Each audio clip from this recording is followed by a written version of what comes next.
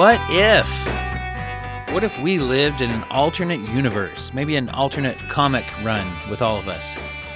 And you were Dwight Hurst, host of The Broken Brain, back again for an exciting show to break our brain around this week. What if I was Sharon Blady, former health minister to Manitoba, Canada, y'all, and I was here with awesome things to say about that? Wow, I'd be a pretty big expert in all things nerddom, Marvel, all things comics related, K-pop as well. I need to really plan what I'm going to say before I get into it here. Well, if only we lived in such a universe where that were true. But luckily for you and me and, well, everybody, I guess, we do live in a universe where that's all happening, just different people. I'm Dwight. Sharon is Sharon, and we're going to be talking about Marvel's What If. You know Sharon, if you've listened to the program. She's been on both the regular feed here and also on the Patreon episodes, talking about Falcon and the Winter Soldier, talking about WandaVision, talking about Loki. Actually, we're doing that next week. Now we're talking about What If, the Marvel's alternate timeline show available on Disney+. So for those that are comics fans, you're familiar with the idea of alternative timelines, different storylines. It's one of the things that actually comics do as an experimental way to try different things. And we're talking about that today, the storytelling aspect, as well as some of the psychological and emotional elements of that, which makes it a perfectly good topic for this show. That's the justification. Mostly it's just really super cool to talk about, and it's always cool to talk to Sharon. Speaking of Sharon, and speaking of cool, Sharon just recorded an interview for the Rise Today Inspirational Podcast, a show that I produce and record. It is hosted by Dr. Erica Harris. And if you would like to learn more about Sharon's background, she gives a lot of information about her own background with how she came into mental health awareness and advocacy through her own work with her son, through some of her own issues and background with domestic violence, surviving cancer, her successful political career, as well as now as a health educator, and the things that she's doing there. All while talking to a wonderful host and interviewer as well, Dr. Erica Harris, a double lung transplant and cancer survivor of her own. The entire show of the Rise Today Inspirational Podcast is all about surviving and thriving through adversity. Every guest on there has had some kind of an event or some kind of a major life trauma that they have, in many cases, repurposed their lives around and gone on to coach and train and teach and advocate for. And this is certainly no exception. For those of you that are fans of Sharon and her appearances here on The Broken Brain, and if you are tuning into The Broken Brain, I'm guessing you are a fan of that, because everything that she shares is everything that we try to work on here at the show, all the way from sharing nerddom to sharing good uplifting messages and inspiration. And so I was able to be in the background recording this episode yesterday when we did it, and you can view it on a video, as a video feed, if you go to Facebook and go to the Rise Today Facebook group. If you go to YouTube and go to the Dr. Erica Harris, that's DR, abbreviation that is, Dr. Erica Harris YouTube channel. You can also go to any podcatcher, and the audio of that will be coming out next week on Tuesday. So it's available now in video form, and will be available soon as well with the cool little edit and intro music. I got to get on that, get that edited, get that out to you. So check that out, Rise Today Inspirational Podcast, to learn more about Sharon's background. For now, we are going to delve into the mysterious and alternative world of Marvel's What If. Did we like it? I don't know. You'll see. We'll figure it out. Make sure I got both sources. Recording in progress. It's fun with the multiple recording buttons, because I always forget to hit one, it seems like. Like I said, that's why I'm glad you're doing it. It's like, you can hear me, you can see me, nobody can see the garbage, the disorganization that, sits around the perimeter of the screen. It's funny, have you seen when people, did we talk about this last time? Yeah, when people have their cool setup, and then they'll show like how they have their camera set up. It's always fun. Yeah. And you have really good lighting too. This is why people tune in, is to hear tips.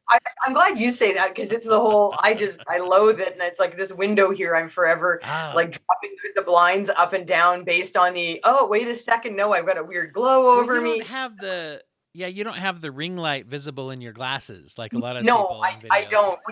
I bought one of those ring lights. You know what makes me crazy is watching all these different things that people will put out there. Oh, how to do this with whether it's podcasts or filming for YouTube, and they'll talk about these different things, and they'll talk about the ring lights, and I'm like, nobody ever talks about how to light things if you wear glasses, Yes, because exactly. those light sources, if you're lighting yourself properly, end up reflecting on your glasses. And there's so many people that have like the ring around their eyes constantly Yeah, on YouTube and everything. Right. yeah. Yeah. So they don't have a product that's not a circle ring for.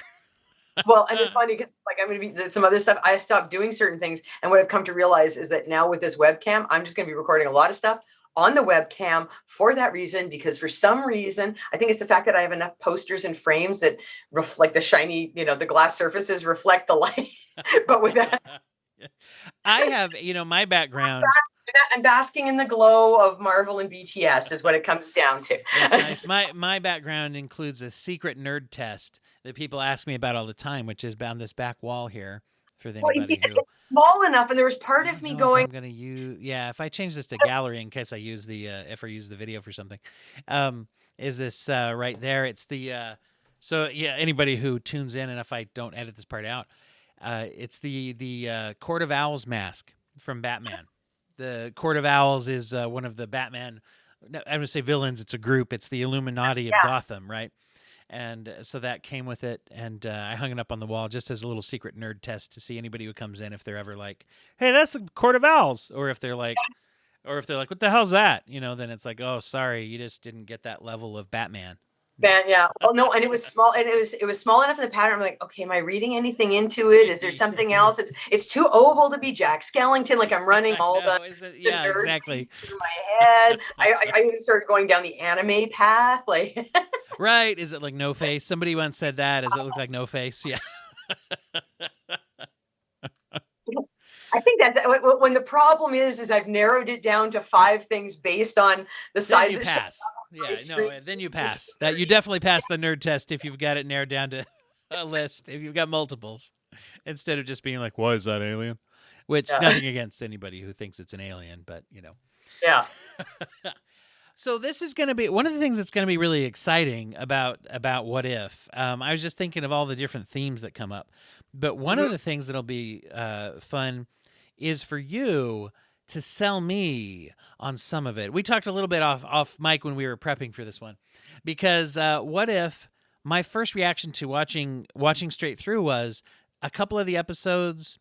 Well, I'll just say this: even though there's some of the things in it I like very much, but I'm going to Mhm. say it's probably my least favorite of the Marvel TV projects because I have Oh, okay. really liked everything they've made.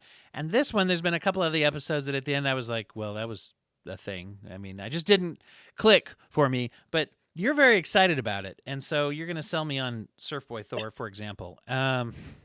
I think it's one of those ones that for me, it kind of represents an anthology. And I think in some respects, it's kind of like the microcosm of the MCU. So in the same way that we saw different characters and you get some movies that resonate more with you than others, or you go, well, yeah, I love Thor, but Dark World didn't do it for me. Or where, or there's elements that I liked about it, but the movie as a whole. So to me, it was kind of like that in a way, because I had the same thing where there were different episodes that I really liked and other ones that sort of didn't sit the right way. And at the same time, what I liked about it, though, was the fact that it was this little potpourri, and that's where that idea of the multiverse and popping into these Yes. different places allowed them to have different tones. And I guess it kind of reminds me, like when I think about different TV series that go on for so many things, and then it's like the weird, they hit that point, and where it's and now we're going to get the musical episode, or we're going to get the nod to what was it, Dallas, and this was all a dream or whatever. So you have these things that it's because how many different versions of this can we do, and how many, and so you break it up a little bit. So that's where I didn't mind it, because it was like, for me, the one that I have to say probably was the weirdest or the most inconsistent, in terms of my reaction to it going up and down, was the zombie one. And then that Yeah. was just because, and maybe it's because I'm not like a huge zombie person.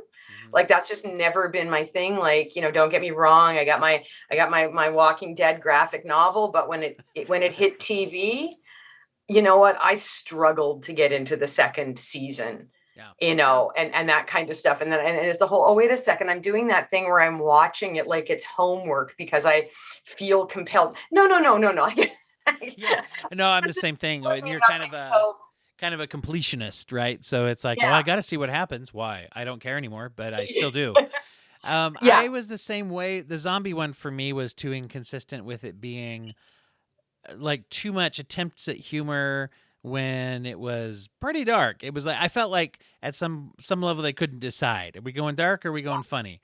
Um, you can do both, but you kind of have to. And it was weird for me to see that in a company, I should say, a franchise, whatever you want to call it, that has traditionally done, I feel like, really well with balancing humor. And even in Endgame, they made me laugh a couple times, and that was pretty Yeah, dark, exactly. right? Humor and darkness. And I think, and again, I wonder if that's part of the anthology thing rather than the again, what you can accomplish over either an entire movie or over a collection of movies with these characters. So that's where I kind of wondered if it was that idea that, these are like this is like the buffet, right? And so we're gonna, here's the little coleslaw version dish. Here's the spiced meatball dish. Here's the wonton dish. Here's the whatever. And they're just slightly different flavors, slightly different things. And I have to say that's the same thing with that one was the dark and the humor. Again, little moments where I'd be like, that's awesome. Like I thought it was really hilarious with the whole, like again, some of Peter Parker's, like some of Spider-Man's lines and different things, and the shower curtain, the whole thing there with Bucky, like that kind of stuff. And I mean, I personally got a kick out of the, oh my God, I'm covered in pieces of Sharon. Like I actually thought that was a funny line. But I can see where for some folks it didn't hit as well because other lines around it didn't. And I think it was almost like they were weird, like you say, for somebody, for a franchise and for an entity that does this so well, it was almost like they were too cautious, they were too timid, and they Yeah. either didn't like they were pulling some punches and the but no, like, so I always, and I think honestly that one for me too, especially after the T'Challa as Star-Lord, and like, my love slash worship of Chadwick Boseman as T'Challa. um it was like the, how dare, like, Vision, really, that's your answer? We do not, I don't care what kind of texture he has and what she can do to, like, give him some cybertronic, like, we just don't do that to the king, thank you very much. Right? Yeah. So there was an element of, for all the what ifs and all the different wacky angles, like that was one of those, okay, line was crossed. Sacrilege. Well, and when you play with things like that, one of the elements, of course, you get into is the WandaVision, I think, handled really well. It's interesting to see how in WandaVision you have, in my mind, a more balanced, like Wanda did all these things, and it's like, boy, that wasn't her at her most gracious moment to take over a town and do all those things. At the same time, it was believable. And at the end, there was still a balance of her culpability. It was like, gee, that was a mistake. And then on the other one, it was like, okay, I felt like it just didn't execute as well to have Vision be like, if he's going to go that far in that dark, I personally would rather, let's just go with it instead of have like the challenge of having these change of hearts that people have where it's like one conversation, they're like, hey, Vision, you've turned into this like kind of murder robot that's feeding your zombie girlfriend with people, and you shouldn't do that. And he's like, yeah, it's a good point. And he just changes gears, immediately. Yeah, And it's exactly. like, so I think that's one of the struggles for psychological consistency with these kind of stories is to say, how do we go with it and how far do we go with it? And I think you're right. There's a timidity there sometimes of being like, how bad do we want to make Vision? Because that would have been an opportunity to lean into the Ultron within Vision, but then of course, not knowing yet that they didn't, that they went there a different way, right? Yeah, exactly. And then it sort of leads into it in a different way. But I think the other part that makes it more obvious is actually the fact that in a way it's flipping the narrative that happened in WandaVision, where it was all the things that Wanda did as part of her grief, and that were all of these things that on some level you can say, well, she's well intentioned. And then she does these things out of out of love and out of grief. And then when you see it with Vision, I don't think he was given the same stretch and the same richness, that it was more just like, oh, here's this thing I got to do. And again, maybe it's the fact that, with WandaVision, we had a whole series and he had half an hour while fighting zombies. So, Exactly. maybe he was given the proverbial short end of the stick. But yeah, no, like that was one of the ones. But I did love the fact that, and I think what I loved about that one was actually the weird opening and the fact that they will use they've picked like really recognizable pivotal moments from somewhere else in the MCU. And so to have that sort of, okay, so here's and you're like, wait a minute, Tony don't look right. What's going on? And then you're like, oh, it's not just, what the heck? Okay, everybody's zombified. What, and then it's okay, so now we know it's a zombie movie. So I think that was the one thing, is that they were kind of launching, like that was one where you're like, oh, this is like a genre thing. Yes. So how do we play? So it was we're throwing the Marvel universe into a zombie universe. What's going to happen? And like I said, I think there was just a little timidity or maybe even a little, like I said, some kind of like stereotypical, like, oh, it's a movie, we've got to do X. It's an interesting exercise because, of course, the What If comic book line that this kind of comes from is based off of really, if you think about it, a lot of thought exercises, right? To say we've already created these storylines and stuff. And so, like, for example, one of the ones I thought I guess the saddest, but also the most interesting, one of the more interesting ones. I'm too indecisive to say the most or the favorite of anything, but is Doctor Strange. The Strange Supreme, I think, is what this version of Doctor Strange is called. Yeah. Where he, instead of having the accident that causes his injuries that leads him to become Doctor Strange, he loses his love, right? He loses his girlfriend. Were they? I don't think they were. I don't even know. Well, I think they were in that place where he was trying to get there, but right, it wasn't even that yet. Ego and whatnot, and his interpersonal skills being as stellar as they are. Right, exactly. They weren't exactly even partnered at that point, were they? Just there was love, right? There, but Christine is her name, right? Yeah, there we go. So Doctor Strange is not one that I ever got into before the movies that much. And so the movies were pretty new for me. In fact, I was like, I was one of those that when I watched Doctor Strange, I said, oh yeah, I guess he doesn't have an English accent. Benedict Cumberbatch could have had an English accent and I wouldn't have said much about it. With Christine dying though, and him taking this like sort of fracture and this regret and this grief-stricken part of him, and how in ways that led to some bigger problems than the blow to his ego and his career and all the things that led him in the original storyline. And I thought that was actually very powerful to look at.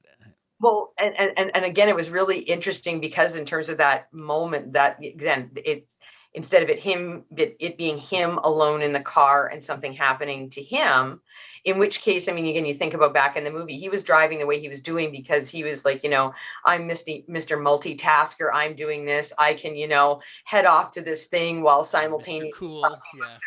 Blah, blah, blah, tooling around in my sports car. Oops, car accident. And then it's, my hands kind of thing. And whereas this one, just the idea that there's like somebody else in the car and it's about them.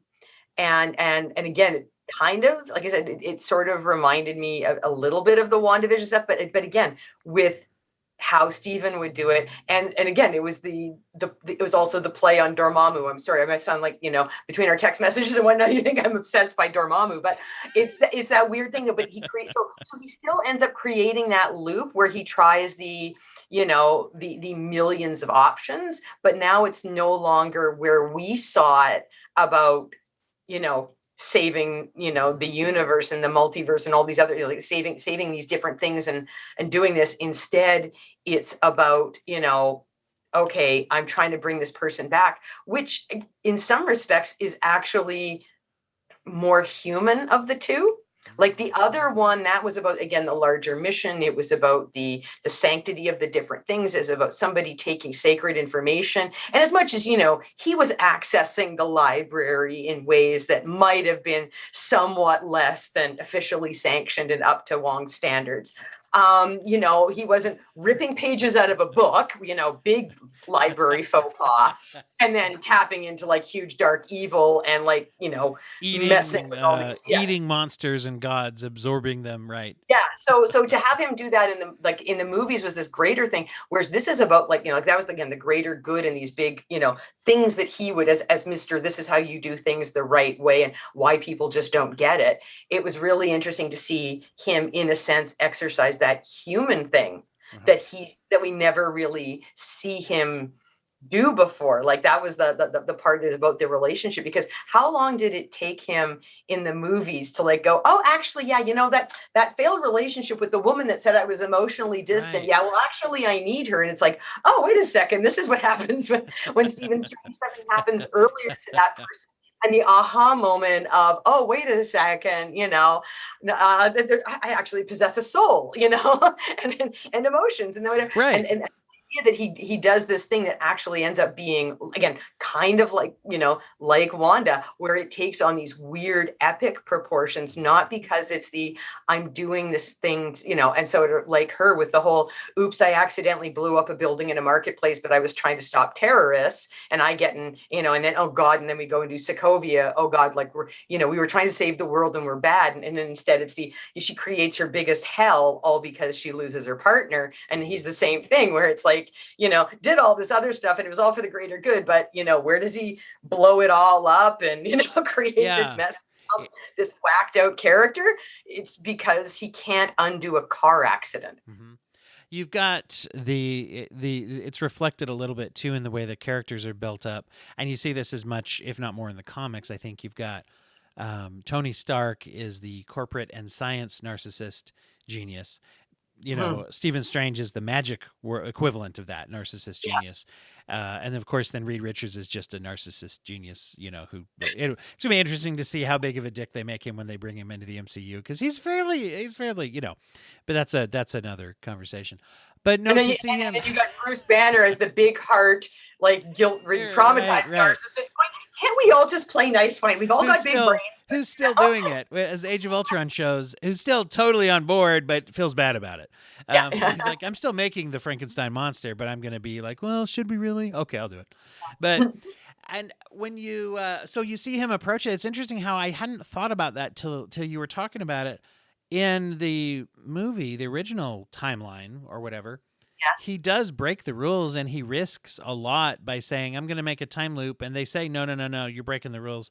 Well, the Ancient One did too, and I'm that good. And basically it boils down to that idea that I'm that good, and so therefore I can, which is usually a good recipe for a regretful decision when we think, I'm that good that I can totally. And the problem is sometimes it's almost worse when we get away with it, when we have that kind of grandiosity and say, I can do this, I can get away with it. And then every step along the way that we get away with it, it fuels the idea that I can do anything. And then maybe the thing I am trying to do isn't necessarily bad, but it's the thing that blows up the universe, not metaphorically in this case. In this case, literally.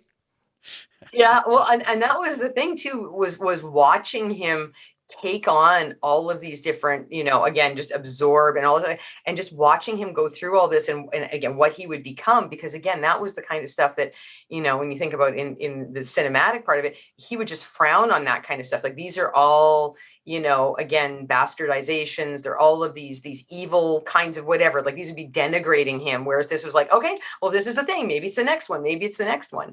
And so, no, it was definitely, a weird one. It was definitely trippy. And I think what I liked about it, and I have to say, it's probably the thing that I've liked about the entire series, is the fact that we've had this thing happen, and it's happened, once the multiverse is created, is it gives you, and this is what the comics have been doing before, right? You always get these variants and these variations. And so, it's always that thing about, let's play with this idea. And this kind of gives license to do that. And so that's where I guess maybe, I don't want to say I wasn't being, in terms of like my acceptance or my enthusiasm, is like, these all get to be little thought experiments. And some of them are going to go better than others, or at least for example, I might think this one goes well and somebody else thinks it sucks, because we've got two different, we're seeing two different sets of decision trees around where these are going to go. And this, it followed this path and I would have followed that path. So therefore I think it sucks. So and so never would have said that. But that's what I love is it's kind of like these multiverse options give you like this sandbox to play in. And what I think was really interesting was the fact that I never really presumed, or I wasn't sure, or didn't. It was okay, so this is a series. Is it going to be a true anthology? And it's just going to be, let's just literally with the watcher, like peek in different places? Or is it somehow going to come together? And it was just like, I'm just going to hang back and watch. And it actually wasn't until the Thor one where my son just went, okay, that's the beach party episode. Stuff's going to get weird and start coming together soon. And I was just like, what? He's like, oh yeah. Yeah. Whenever a series has like the big party episode, that's like your moment of brightness and fun and humor. And it's just going to go dark. And I'm like, thanks.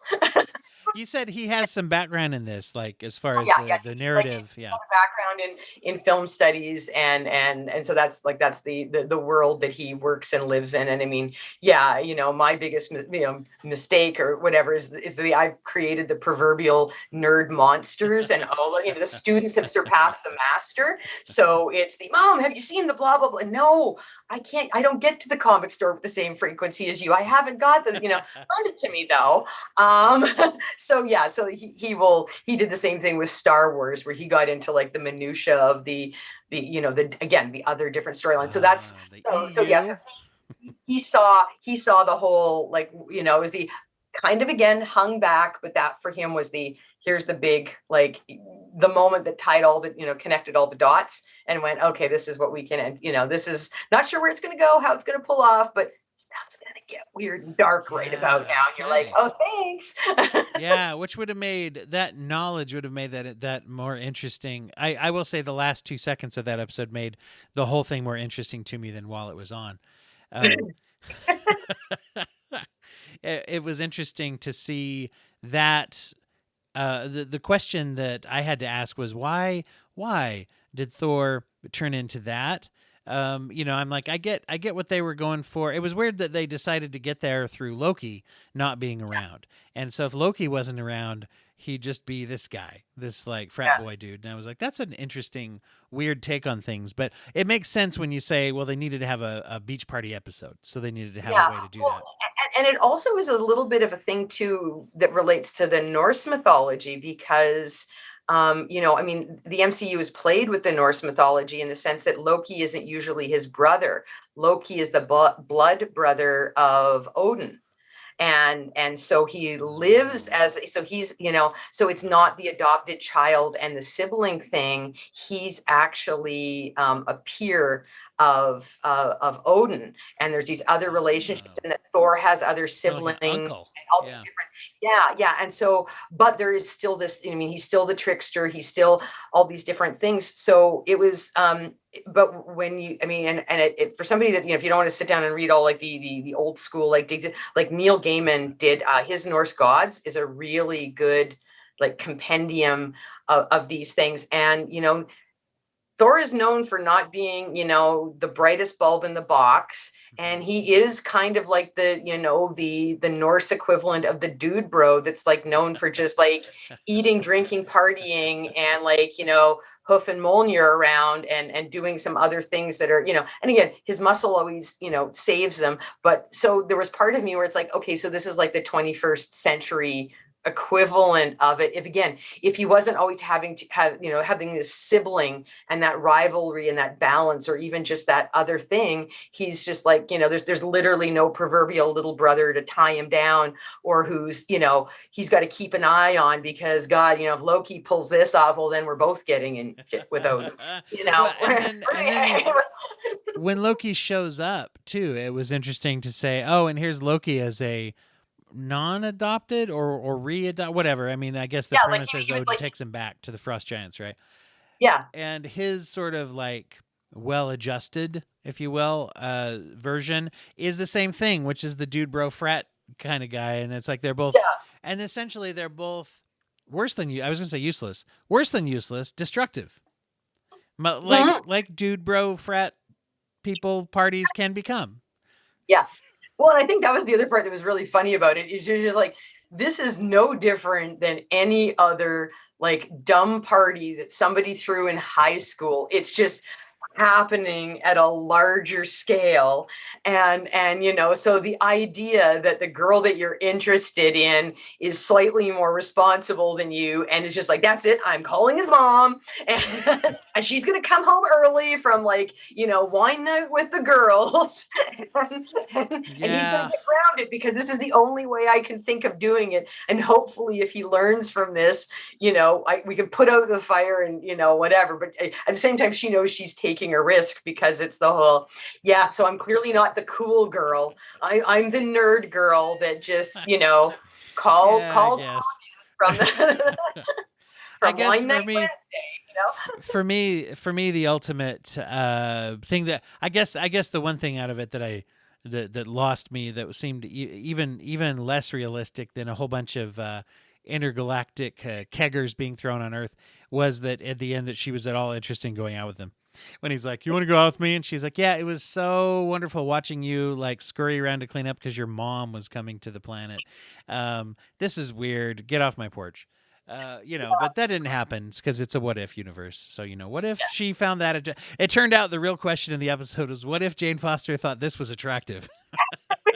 I would say the same thing. Like, at least, because and that was the sort of the question that was still in some of those other things. But you're like, at least in the MCU, as he, there was that, shall we say, exotic foreigner. He's a little different. He's a little quirky. And again, maybe wasn't the brightest bulb, but at least he wasn't, again, wild, like, again, dude bro. But it was really quite funny to see that all unfold. And I mean, I still loved, the whole, like, once he finally gets it, that like, that's it, and mom's coming. It's like, okay, everybody help me clean up. And typical, like, again, they're like, no, screw that, I'm out of here. Fine. Not my mom.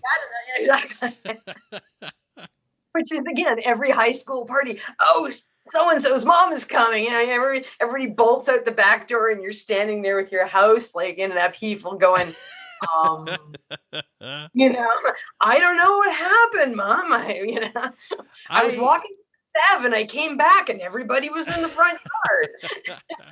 I kind of want to follow a little bit the plot line of Darcy and Howard the Duck. What's going on there? They got married. No one talks about that. Yeah. Well, again, but hey, Vegas, right? Exactly, right. And it suddenly makes, maybe it's for balance. Like, it suddenly makes, her falling for Thor, like Jane falling for Thor, seemed like reasonable. It's like, we'll distract you with the duck.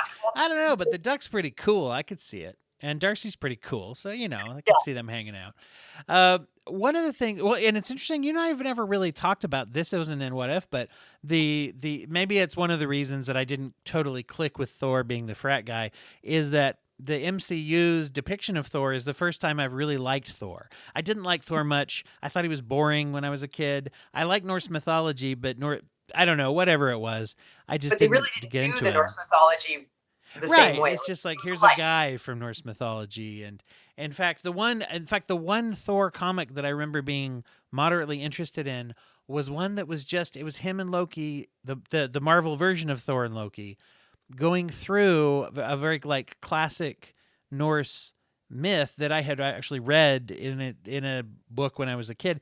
That it was where they confront the frost giants, and the frost giants have all these tests of strength, and it became this. Marvel basically did a comic retelling that. It was very interesting. But so I never really clicked with Thor at all until the MCU version of Thor. And I really, especially when we got to Ragnarok and he got to be funny, but I really felt, even though they played it off for laughs in many ways, you really saw a depiction of like a PTSD that in some ways was even a little more realistic than when they tried to do it with Tony Stark. Because you actually saw some cost to it somewhat. I know that they like to be like, oh, Thor's fat. But I think people didn't see like, no, that was just like kind of one element of, here's this kind of alcoholic, out of shape Thor who's like traumatized, and in many ways all the way through that movie, even up until the end, still hadn't quite processed through it all. Even in the end of battle, he gets it together as far as enough to fight, but he's still struggling. He's still suffering. Yeah, and it wasn't like there was some scene where he goes, I got it, and I'm going to go sit here and do, bench presses while somebody else flies a Quinjet to the next thing or whatever, and I'm going to get myself all buff by the end of the movie. It was like, yeah, Right. he was just doing his thing, and then even the way, even the way Rocket, was the one, because again, we all know, Rocket is just right up there with the, again, with all the different experiments that happened to the poor guy. Did he even have the tact gene to start off with, or was that his own trauma? So, but that was one of those things where it's like like literally the one traumatized character spoke bluntly to the other traumatized Yes. character. And that was the connection. It wasn't somebody with the, something that would come across as either platitudes or, buck up or whatever the thing was, however he was hearing everybody else. So no, I thought they did him really well. And in fact, I've actually started to use him to talk about, again, our relationships with food and disordered eating, because a lot of times that's really tied into, like, there's relationships to trauma, to anxiety, the idea of perfectionism, controlling, what can I control in my universe? And so I can control, either over control my access to food, or I can just say it's all chaos, so I'm just going to sit here and eat my feelings, and and then this kind of stuff. And I think he was a really good example of that, in terms of that, just like, yeah, there was a rawness there. And that for some of the other ones, like you're saying with Tony Stark and these things, like, a lot of them have been, especially at least earlier on, they were a little neater Yeah. in their portrayals of things. They were a little bit more cut and dry. And I think what I've actually enjoyed is watching them get messier. And and it was things like the messy with again, with Bucky, it was stretched over a variety of things. How many different, cinematic and television things has, Bucky's trauma. It might not be the core issue. He might only have X number of minutes, but there's the little crumb there's the little thing there. And so it's interesting to see them, like WandaVision is another one, getting the messy. So no, like I really actually, have enjoyed, I agree with you. And I think a lot of it has been the casting. And that's where it was interesting to see, I guess, in this what if, that chemistry that we saw, when you see like the cinematic, like Loki and Thor. I mean, the idea that those two guys improvised Get Help, when they were Right. recording that, the way that played was like they have been doing this since they were like, tiny, and it's let's do what if, oh no, I hate what if, yeah, of course, and they just go, and so it came off as this, like, that was one of those, like, the proverbial, like, getting lost in the narrative, and was just oh yeah, that totally works, like that's exactly what they're. And then the same thing with the whole, turning himself into a snake, and the little grin there, and watching who was afraid of who in that room, or who didn't know, like, everybody was missing a piece. And so yeah, just sit there and yeah, fall in love with those characters that way, and then go, okay, yeah, what if they weren't siblings? And then, okay, we have a little half-hour exploration, and yet still somehow they get along. And there's still, I mean, it still ends up being this thing where wherever the two of them go, like, stuff gets messy, just not in the same way, and not Yeah. because they're up in each other's business. It's That's not getting interesting. messy because they're at each other's head like siblings. It's okay, they're still enabling, but they're doing it in a totally different way. No, that's I hadn't thought of that aspect of it. That's really interesting to see too, because there's that also that realm of like, what about without trauma? Because there's trauma and toxicity built into their fraternal relationship, which of course there can't help but be given the family history, right? When you find out, oh, our sister is in hell. Well, our sister is hell, or whatever you want to say, and that was a secret, and all those kinds of things. So, yeah, and to say that, but yet at the same time, that was an element that apparently, according to this story, was what made him a hero instead of just a dingbat, kind of thing. Who's like, oh, I accidentally destroyed a planet. Whoops. Yeah. Instead of somebody who's like defined by the struggle, and defined by actually protecting people, and being that, aspiring to be that kind of a hero that he tries to be, right? And in some respects, it's like the older sibling, versus only child thing, in the sense that, the older sibling that's got to always look out for the other one, and, maybe grows up a little bit faster because they're the one that feels that they have to be the mini adult, and that kind of Yeah. stuff, as opposed to, well, I'm just the kid that gets to do everything, and, there's nothing to entertain me, or, nothing to keep me in. Like, folks haven't figured out how to keep you in line, and there isn't that other, like, you're not trying to keep your little brother out of trouble so you don't both get grounded.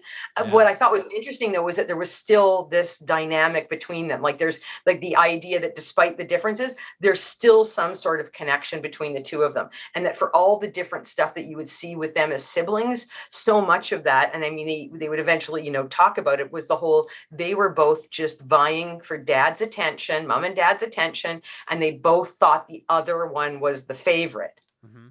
And so it wasn't, it was almost like do they really, is that sibling rivalry thing, right? The kids fight, but do they really actually not like each other? Or is it the fact that they feel like they're being put into competition with each other, so they don't get the opportunity to like each other and get along and play nicely? And now, admittedly, this was, not like a nice little game of like pick up hockey, or let's go to the field and kick a soccer ball around, might still be coloring a little bit out of the lines there, but it was still that idea that there's still somehow some kind of simpatico with these two. It just plays out differently. There is a big, and we haven't done we sort of talked about doing a Loki discussion. We haven't done We that still yet. have to do a Loki. Yeah, Yes, because that's one of the things that I think I've seen people have some issue with, is they say, well, you take someone like Loki and then you make them a protagonist. He's an antagonist and then a protagonist, and can there be redemption for somebody who's essentially like a megalomaniac on that level and responsible for millions of deaths, or blah blah blah, all that stuff. I say blah blah blah, that sounds very dismissive. But I think that one of the things when we're dealing with things like sci-fi, fantasy, comic storylines and things, one of the things is it's a playground for morality to talk about people making mistakes, and there's a lot of what ifing that goes in there. And it's interesting to say, if you had the power to, I don't know, fight a planet or throw a planet at someone, then, your oopsies are going to be bigger than somebody who doesn't have that power, right? You're just the same way in a real world, if I'm an adult who is driving a car, my choices with my intoxicants can have a much bigger impact than if I'm, a teenager who is like maybe a 14-year-old at a party with a beer, right?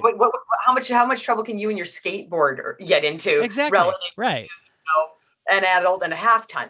Yeah. And so when we look at that and say, but yet people do go through experiences that they have to live with themselves, and say, what do I do next after I've blown up this planet, or something like that, right?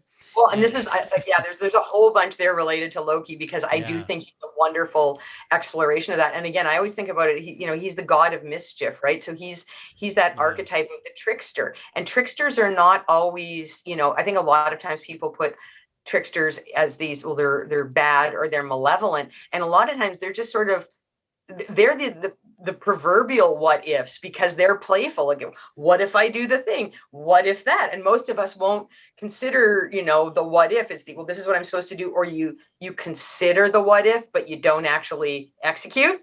It's the that's the mischievous thought, but I'm not going to go do that. I'm going to do this other thing. Whereas Loki's just like, why not?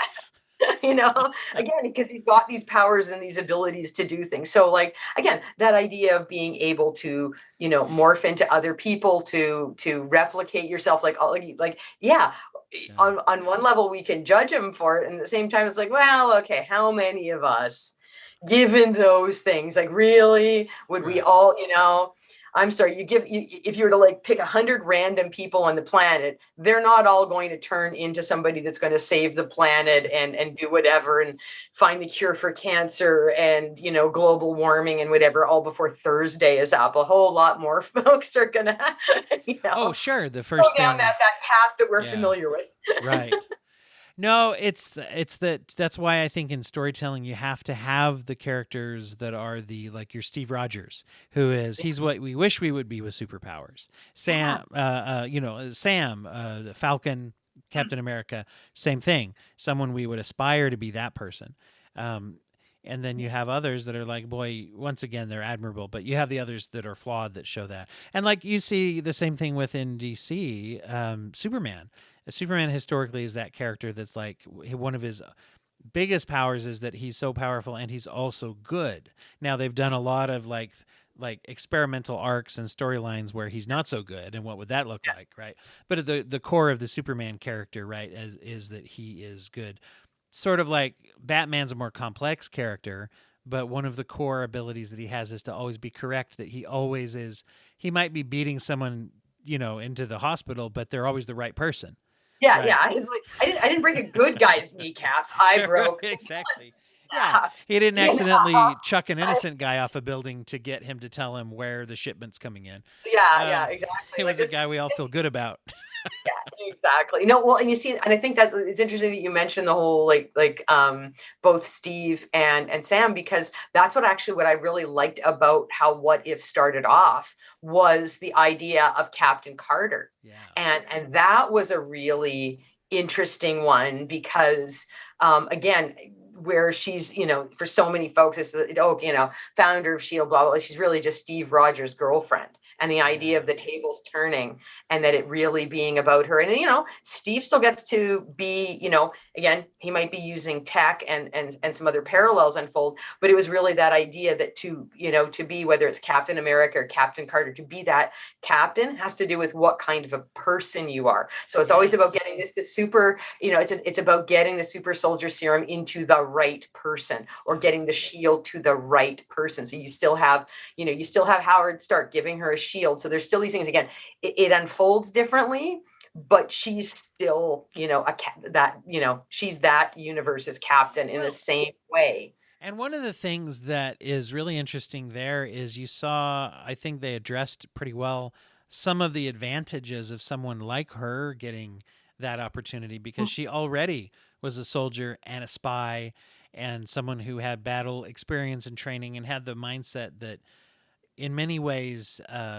put her at an advantage day one, you could say, whereas, Steve Rogers didn't have that. He, gained it. He had the basic training and those types of things. And he had the will.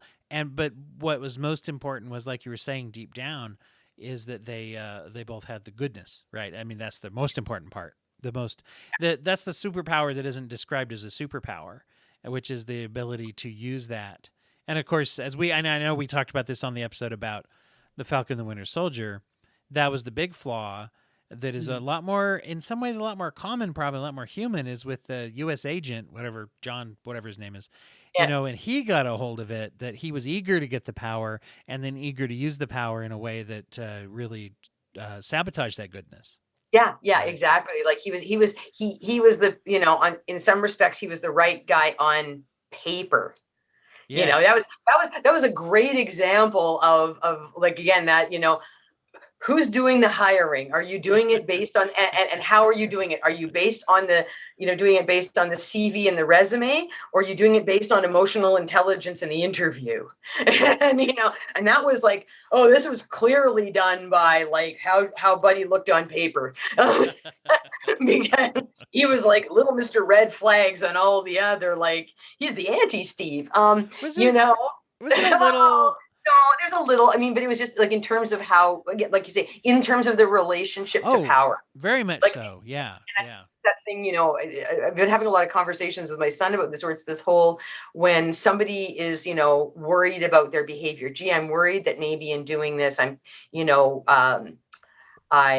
overestimating my skills, or maybe I'm, too privileged, and you worry about, am I doing, am I going down too far? Am I going to do a thing that I'm going to regret later? And there's that whole like, generally, if you're the person that's worried about doing the thing, you're not actually the person doing the thing. Yeah. Because it's a great point. Enough of that there. Whereas the person that doesn't worry about it and thinks they've got everything, I got this, I'm good, I'm whatever, there's no reflection. They're the ones, it's the whole, that's why narcissists, like, you can't tell a narcissist that they're a narcissist, because that's, narcissism comes with its own little Dunning-Kruger bubble, where,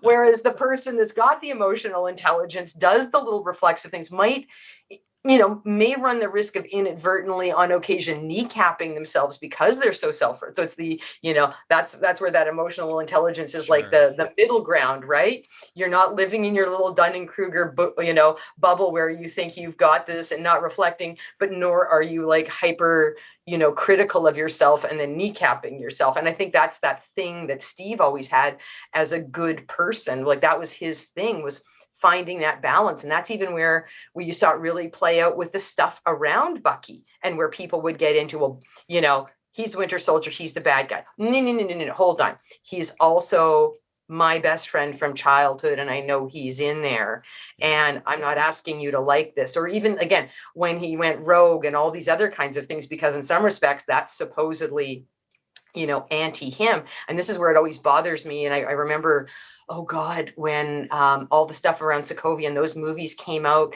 and there was that whole, Team Cap versus, Team Iron Man. And it was and somebody referred to, Cap. I remember this is the whole, God, why you should never like get into Facebook conversations, but social media things. And it was the whole, Cap's a fascist. And you're like, do you know what that word means? Because right now he's not the guy acting like a fascist. And he's the guy that's saying, like, I will not be a weapon for another country. And if I have to go rogue to maintain my honor, I will do that. Whereas Tony was totally willing to, it's the, I can't control myself, so I would much rather remove myself of moral responsibility and effectively be somebody else's tool. But then as a result was selling himself out to what was effectively going to become like, he was going to become a tool of fascism if this went further along, because it's not about who's in charge of that entity right now and how good they are. Whenever you set up an entity like that, it's always about, great, it can be warm, fuzzy people with like great intentions now, but if the wrong people get their hands on it,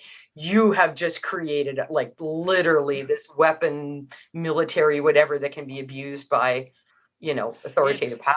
It's an interesting thing that people don't understand the history of either in the storytelling and in the comics, that, when people like to come out and say, somebody who maybe might over-identify with what, I don't know, some of us might feel as a more toxic version of America, or what their impression is of that.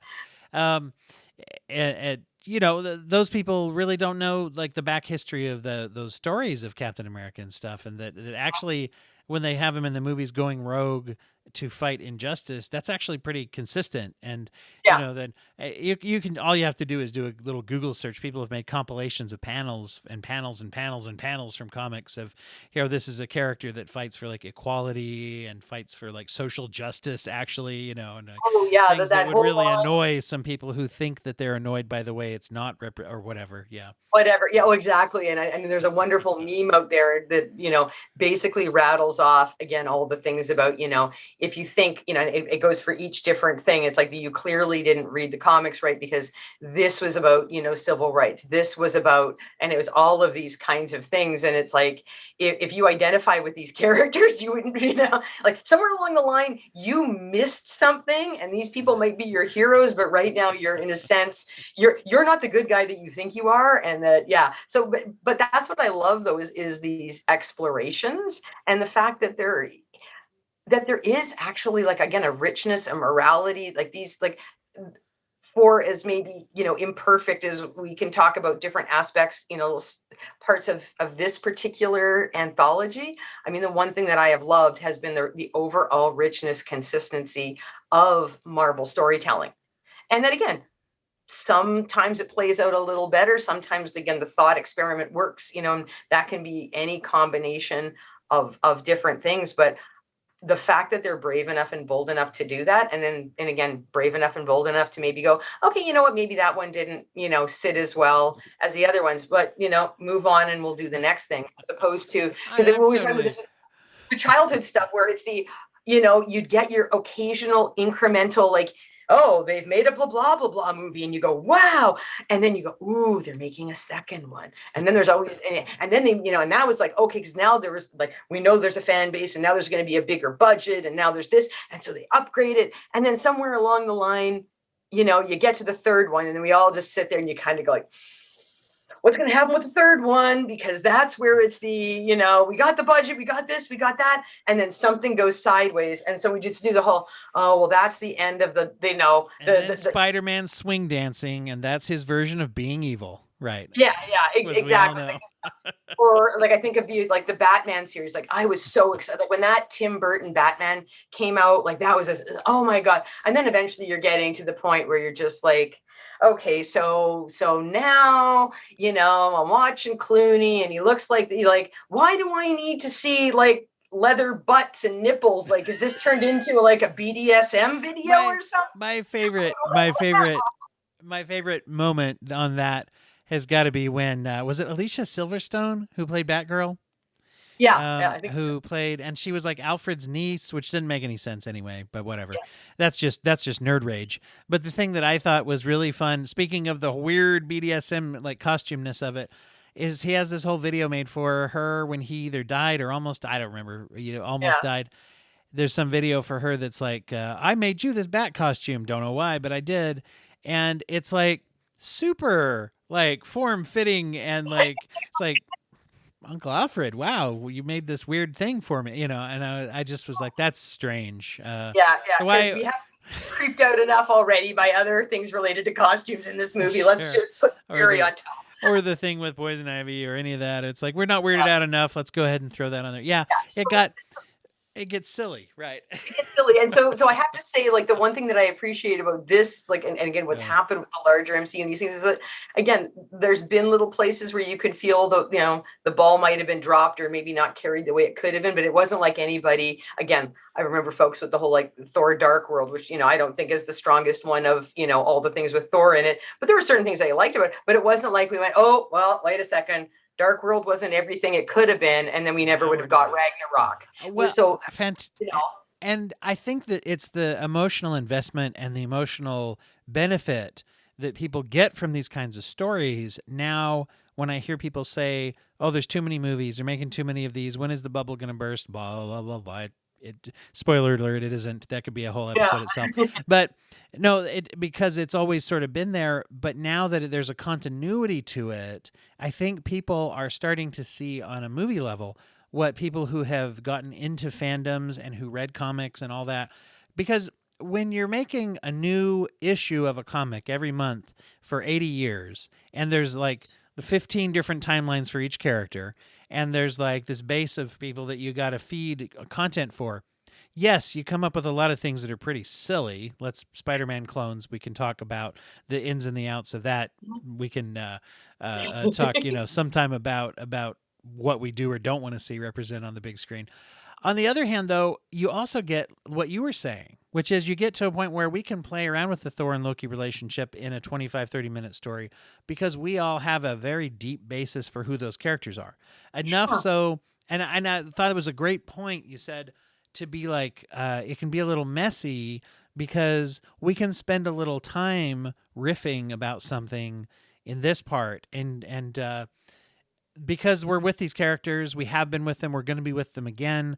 There's just this continuity that's built there to where we actually can play with that in a way that feels human. And there's all these stories that, even though they're about gods and monsters and creatures and robots and lasers and magic, they're also human, right? They're also, it gives us a chance to play around with how we fit into our world and our universe around us, Well, and this is it. And so you can look at, an episode that you don't consider as strong, or a movie or this and that. And it's like you say, you've got this relationship with these characters. It's okay. So-and-so had a bad day.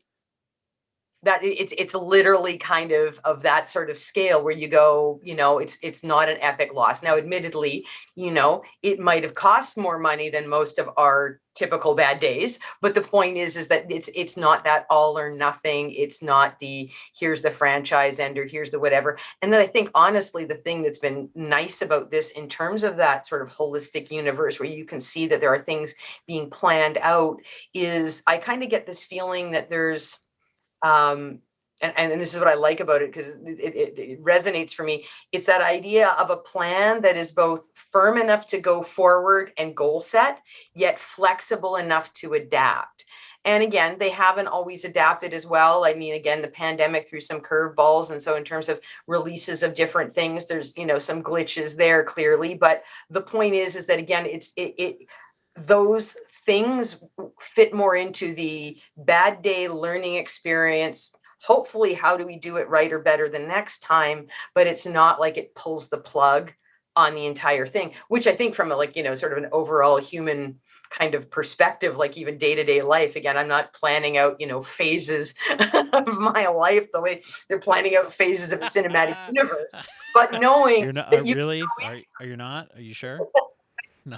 But that it's the idea of, okay, you have a firm enough plan to go off in a direction and invest and do certain things, but at the same time, oh, okay, well, you adapt and you go along the way. And I mean, and that they're adapting to, whether it was the pandemic, whether it's the loss of Chadwick Boseman, and the fact even too that they were doing all these, the loss of Stan Lee, how invested have we all got into his cameos, Right. at first they were the cute thing, and then they're like I need to watch this movie twice, and one is going to be strictly for, and I mean, I knew some folks where it's you're literally, we're here on opening night. Don't get me wrong, I'm excited to see Stan Lee too, but watch the movie, not try to figure out where Stan Lee is going to pop out as a quirky character, and whether or not he's the watcher. That's the other thing. Exactly. So, so that's the other part that I like about it is that there is this overall consistency, and it gives you that, well, frankly, the grace that we all need to have a bad day, to execute an idea that sounded really wonderful on paper, but somehow just didn't come out the way we thought in reality.